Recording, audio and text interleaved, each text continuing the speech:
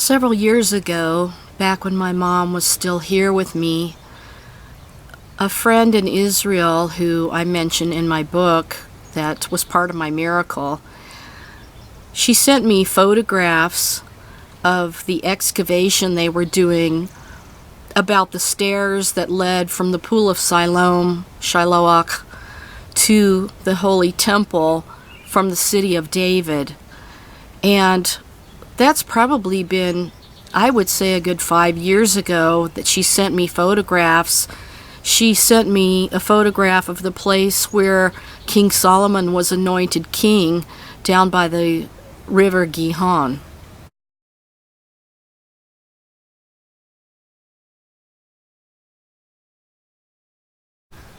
But I was thinking about how just the last couple of days they had the U.S. envoy breaking through the wall with David Friedman to complete the excavation of the staircase leading from the pool all the way to the temple. I think it's kind of extraordinary that they said that it took 6 years to get to the point where they just broke through the wall with all of these U.S. envoy, Jason Greenblatt, Lindsey Graham, and, David Friedman was there using the sledgehammer. I'm sure you all saw that already. But it's just fascinating to me that it would coincide with the timing of the fact that they're about ready to build the third temple. And of course they're calling that the pilgrimage road that, they would take after they washed themselves in the pool and then purified themselves, and before going up to the temple, up those stairs. And they've been hidden for 2,000 years. And I just think it's extraordinary timing. Here they're going on probably the 7th year, which is the number of completion, at the time that they're talking about building the third temple and Donald Trump being in place. It's definitely interesting that, they're talking about people being able to walk those stairs again on a pilgrimage to the new temple when they build it. So it's interesting that the timing of it is just at the time when all of this is converging together, and the peace plan, and then building a new synagogue, which frankly I think they're talking about the third temple there. But all of it's coming together with the fact that they just broke through the last part of, revealing the excavated pathway that leads to the temple. So they want all the nations to come and make this a house of worship for all nations, of course. And in the Jerusalem covenant, they stated that people of all religions could come there. So that's going to eventually be a problem, I believe. I don't think they're going to accept the other religions. They're going to probably force everybody underneath their leadership through a king that they will either anoint or have anointed. Now, when I talked about Israel Auerbach, I tried to find more information about him.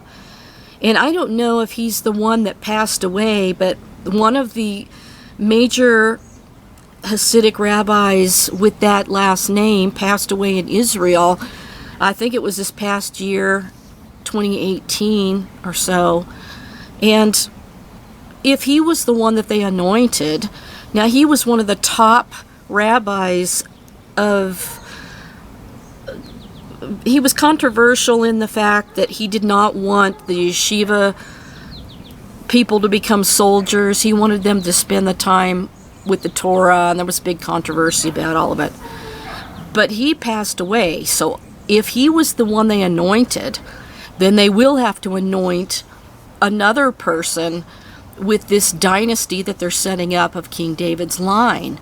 I've talked in the past about how they've proclaimed that Donald Trump's lineage goes back to King David as well. There's just a lot of people that have that lineage that they say they can prove it because they are all connected to different rabbis of fame, and They can trace it back.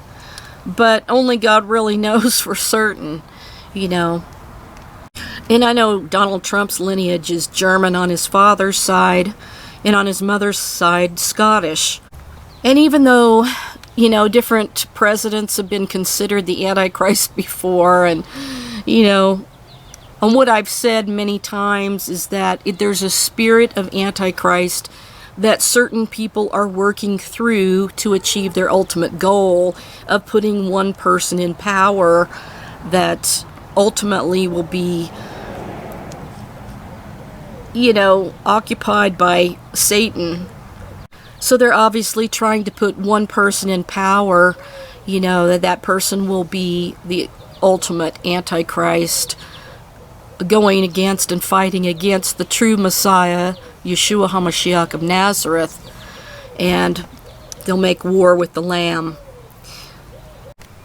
Anyway, I'm not going to say who the Antichrist is, because there's a spirit of Antichrist, and it's already been revealed who the 666 is,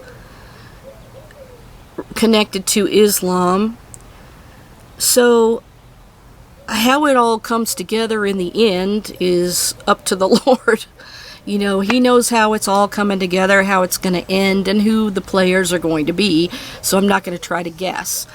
And also, when I wrote about my divine revelation in my book about the rooster crowing being the timing of the rapture, I did not set any kind of date whatsoever dealing with the rooster crowing. So I just want to make that clear, that I don't believe we're supposed to set a day and say that's the time of the rapture, because none of us knows.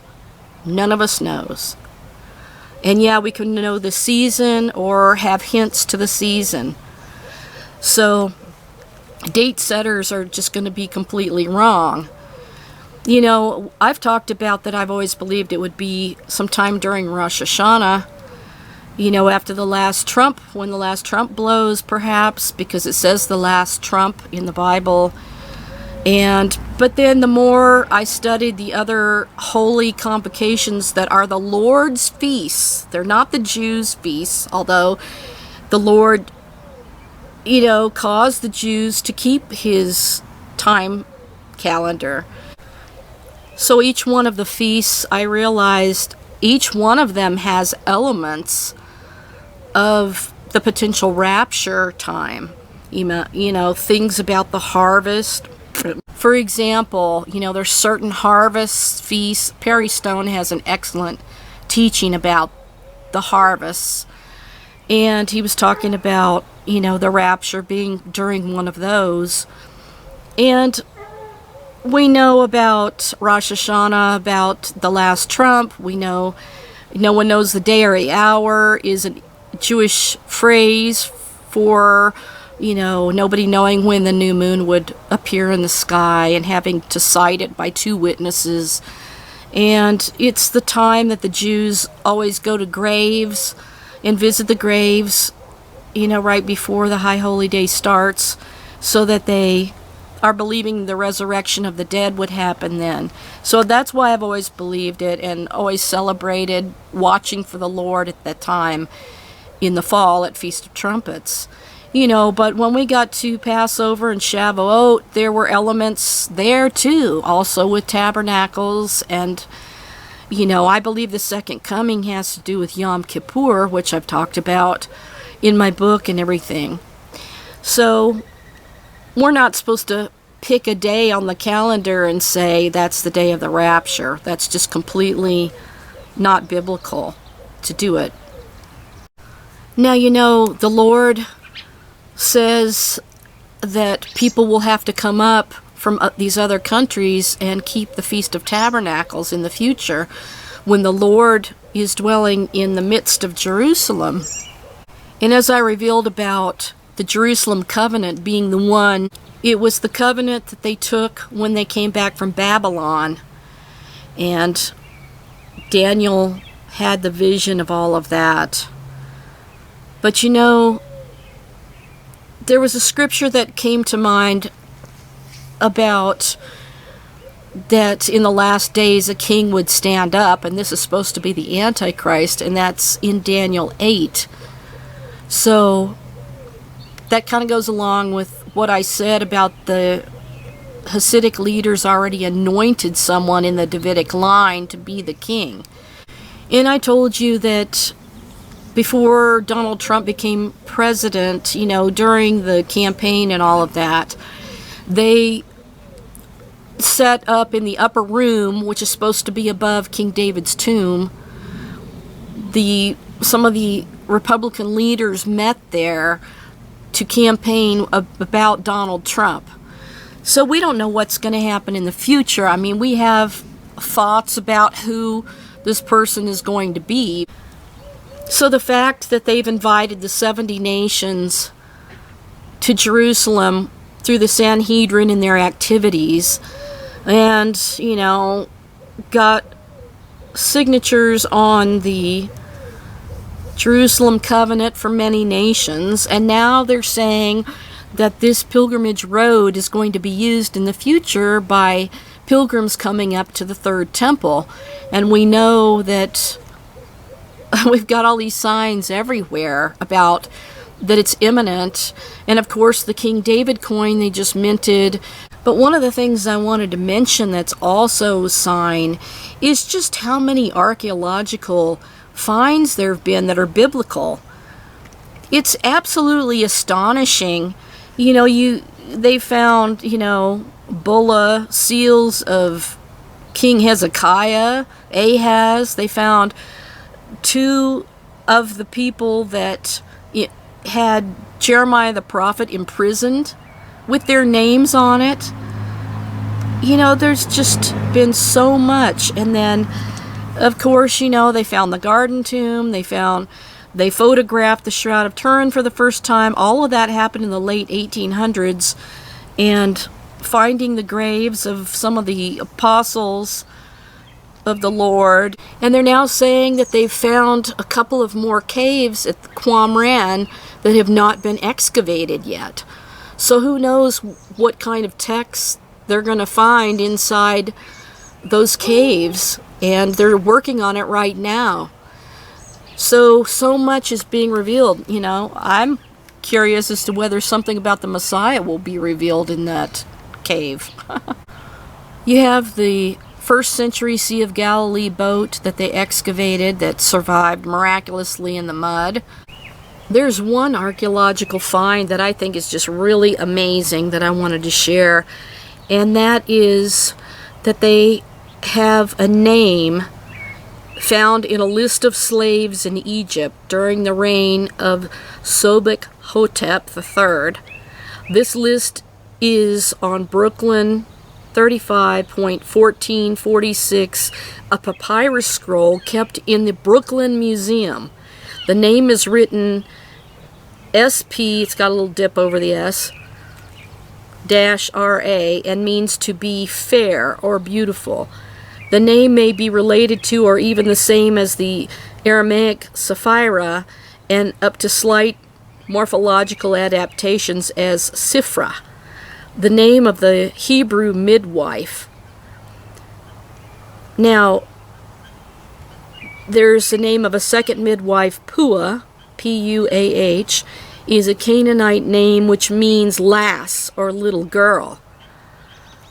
Now, what is so incredible about this is that this name, Sifra or Shifra, was one of 2 midwives who helped briefly prevent a genocide of Hebrew children by the Egyptians, according to Exodus 1:15 through 21. So they found this name of this woman on this list of Hebrew slaves. In the book of Exodus, Pharaoh orders the Hebrew midwives Shifra and Puah to kill all newborn Hebrew boys. They disobey, and when he asks them why, they tell him that Hebrew women give birth so quickly that the midwives can't get there in time. God, quote, dealt well with the midwives, end quote, made them houses, end quote. The Midrashic interpretations of this are really incredible.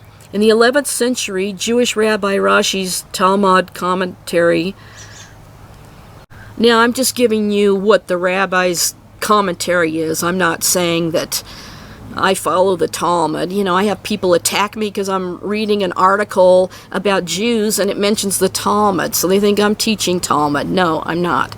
I'm just sharing an article with you. The 11th century Jewish rabbi Rashi's Talmud commentary on the passage from Exodus identifies Shiphrah with Jochebed, the mother of Moses, and Puah with Miriam, Moses' sister, making the two midwives mother and daughter respectively. So can you believe that? If that happened to be Moses' mother and Miriam, that this lady is listed on this list of Hebrew slaves from Egypt. Commentators have interpreted Exodus 1:20 through 21 in various ways. Some scholars argue that the two halves of each verse are parallel, so that it is the Israelites who multiplied and grew greatly, for whom God made houses. This fits with the reference in Exodus 1:1 to the children of Israel coming down to Egypt, each with his house. However, as Jonathan Maganet notes, the more common view is that the houses are for the midwives. Houses were being understood as dynasties.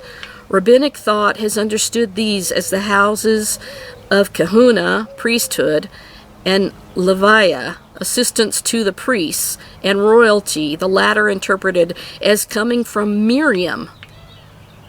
Francine Klagsbrunn said that the refusal of Shiphrah and her colleague Puah to follow the Pharaoh's genocidal instructions may be the first known incident of civil disobedience in history. Jonathan Maganet agrees, calling them the earliest, in some ways, most powerful examples of resistance to an evil regime. The name means improved or beautiful in modern Hebrew, Leshafar. So they found that woman's name in the Hebrew list of slaves. I think that is pretty incredible.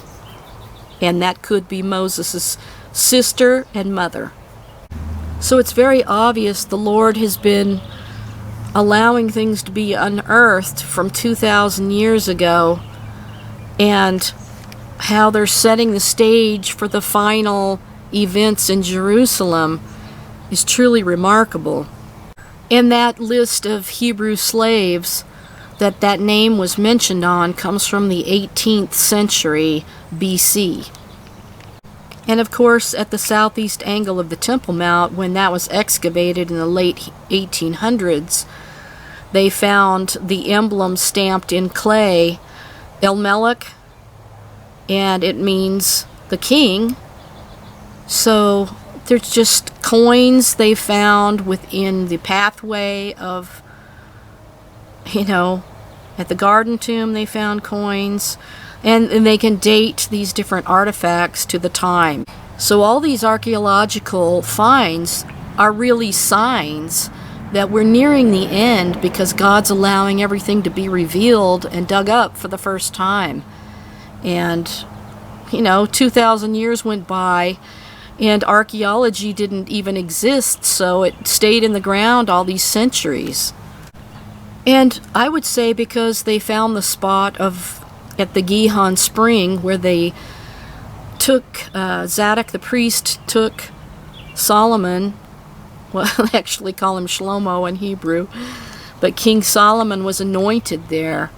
They know where that place is. And it's possible when they anointed a king from the Davidic line that they did it in that place. And possibly again in the future, because they're setting up the Davidic dynasty, as I told you. It's interesting that the Phoenicians were brought in to build the temple that King David gave the design and architecture plans to his son Solomon to build the temple. And Solomon brought in Hiram of Tyre, which is Phoenicia. They found those columns that were made by the Phoenicians in the Phoenician style that date back to the palace of King David.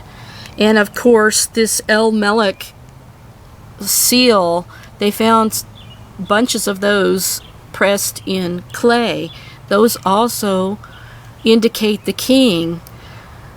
So I would say that all of these artifacts are kind of setting up the end time events of the Lord's return to reign as king in the Davidic line.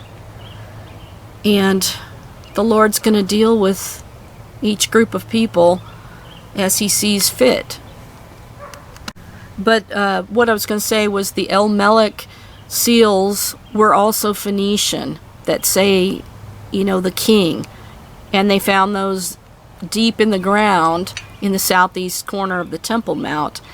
Found a bunch of them in the late 1800s. So another interesting find that was reported on Monday, April 1st of 2019 was an archaeological discovery, was a small seal mentioning King Josiah, a court official mentioned in Bible found in Israel. That find was reported by the Christian Post that said a tiny clay impression from the 8th century BC, which bears an inscription mentioning a member of the court of the biblical King Josiah, was recently located in the city of David in Jerusalem. King Josiah was only 8 years old when he became king, and he did that which was right in the sight of the Lord. Excavations held at the Gavati parking lot in the city of David uncovered a tiny clay impression, also known as a bulla, that included a reference to Nathan Melech, who was identified as servant of the king. The biblical Nathan Melech is mentioned in 2 Kings 23:11. He removed from the entrance to the temple of the Lord the horses that the kings of Judah had dedicated to the sun. They were in the court near the room of an official named Nathan Melech. Josiah then burned the chariots dedicated to the sun. Can you believe that they found this bulla of this guy? Dr. Anat Mendel Gebrovich of the Hebrew University of Jerusalem and the Center for the Study of Ancient Jerusalem told the Jerusalem Post on Sunday that it's likely a reference to the biblical figure. Although it's not possible to determine with complete certainty that the Nathan Melech, who is mentioned in the Bible, was in fact the owner of the stamp, it is possible to ignore some of the details that link them together, explained Mendel Gebrovich to the Middle Eastern news outlet.